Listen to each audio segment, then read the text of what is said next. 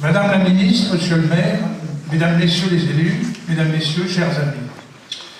C'est pour moi un grand honneur d'être parmi vous pour l'inauguration de cette réplique de la Statue de l'Europe, Unity in Peace, l'unité dans la paix. Vous savez, cette réplique, elle ne sort pas d'une usine, hein. C'est un original que j'ai moi-même réalisé sur le modèle de sa grande sœur de Bruxelles. Et vous allez me dire, comment vous est venue cette idée de la Statue de l'Europe? Eh bien, figurez-vous, un jour, je me trouvais en train de peindre dans mon atelier et j'ai soudain perdu la vue. Bon, ça a duré 5 minutes, hein, pas très longtemps, mais je peux vous dire que ce fut pour moi une éternité. Car qu'est-ce qui reste à un peintre s'il ne peut plus peindre? Heureusement, je suis aussi sculpteur. Et alors j'ai pensé qu'il me resterait peut-être à le toucher, je pourrais faire du modelage, voilà. Je pourrais quand même faire quelque chose. À la suite de ce traumatisme, je me suis donc intéressé à ceux de handicap. Et j'ai créé un atelier de sculpture avec des malvoyants. Comme j'avais déjà réalisé des œuvres monumentales, j'ai voulu les faire participer à l'élaboration d'une œuvre d'art afin de montrer leur savoir-faire et prouver que le handicap n'est pas un facteur d'exclusion. Bon, tout le monde m'a pris à ce moment pour un fou. Je peux vous dire que ça n'a pas été facile, mais ça a été extraordinaire comme expérience. À l'époque, nous avions un hymne, un drapeau, mais on n'avait pas de monument représentatif de l'Union, un peu comme les Américains ont leur statue de la liberté, vous savez. J'ai donc créé cette statue en partant de l'idée de la tresse, des taurons. Vous imaginez des taurons de couleur d'une corde, eh bien ces taurons, ce sont des bras de couleur entrelacés qui représentent tous les génotypes de notre continent, mais également les différentes couleurs de nos drapeaux.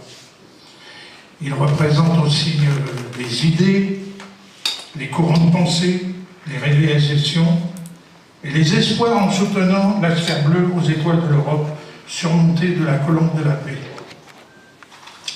Quand l'œuvre a été réalisée, j'ai écrit au président de la République, Jacques Chirac, qui m'a répondu très chaleureusement, me conseillant d'envoyer le dossier au Parlement européen, ainsi qu'à la Commission européenne. Quelque temps après, j'ai reçu un coup de fil de la Commission européenne, demandant de venir, que c'était assez urgent, et M. Romano Prodi en a fait une priorité, et la sculpture a été installée à Bruxelles, où elle se trouve actuellement près du Berlaymont, dans le square Van Maerland, de la bibliothèque Erasmus, au cœur du quartier européen. Elle est en résine et elle mesure plus de 100 mètres, elle fait plus de 800 kilos.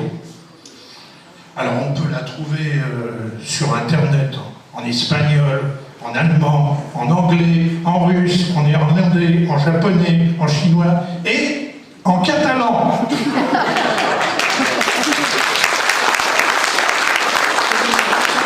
Et ce qui me touche le plus, vous savez, c'est qu'elle est répertoriée comme Union pour la paix. Et comme par hasard, enfin il n'y a pas de hasard, et aujourd'hui, quelle coïncidence, c'est la remise du prix Nobel de la paix. Comme quoi, à Politest, ils font bien les choses. Les artistes, vous savez, ont souvent été témoins de leur époque. Là-bas, non c'est par là, en Espagne, non c'est par là. Oui, c'est là-bas. C'est là? Je ne connais pas tellement les lieux.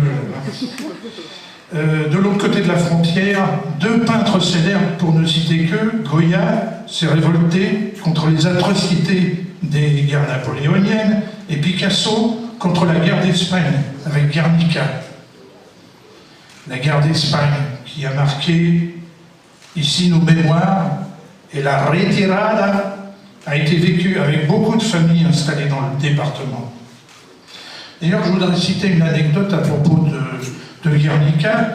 Il y a des nazis, des officiers allemands qui visitaient l'atelier de Picasso, qui était célèbre déjà par sa notoriété, et il y a un d'eux qui lui demande « C'est vous l'auteur de ça ?» Et Picasso a répondu « Ah non, c'est pas moi, c'est vous !» Alors moi, j'ai eu le bonheur de vivre depuis 70 ans dans une Europe sans conflit. Aussi, j'ai voulu exprimer non pas la guerre, mais la paix. Après des siècles de guerre meurtrière entre Européens, nos enfants et petits-enfants ont la chance de vivre dans une Europe en paix. Car l'Europe unie, c'est la paix. Ce n'est peut-être pas l'Europe idéale, mais au moins nous pouvons l'améliorer, car chacun d'entre nous fait partie de ces bras de couleurs entrelacés tentant de marcher dans la même direction. Alors l'implantation de cette sculpture à Polyeste, ce n'est pas le fruit du hasard, hein, car on dit que le hasard n'existe pas, il n'y a que des rencontres.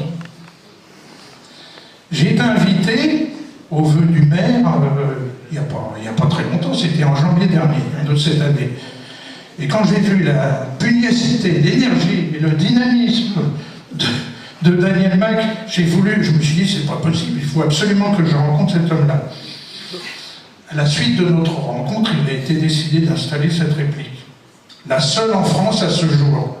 Ici, à Polyeste, où il fait bon vivre, sur cet axe reliant la France à l'Espagne, elle est la concrétisation de nos valeurs européennes.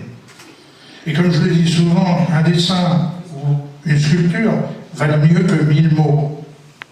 Alors, j'espère sincèrement que le fait de passer devant ce symbole fort matérialisera dans les consciences et dans les cœurs ce message d'unité, de solidarité et de paix entre nous tous. Puisse-t-il rayonner entre chaque pays de la communauté européenne.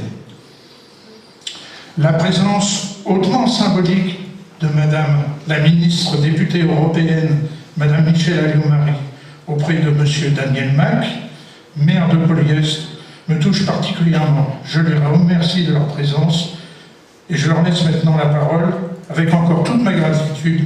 Merci à tous.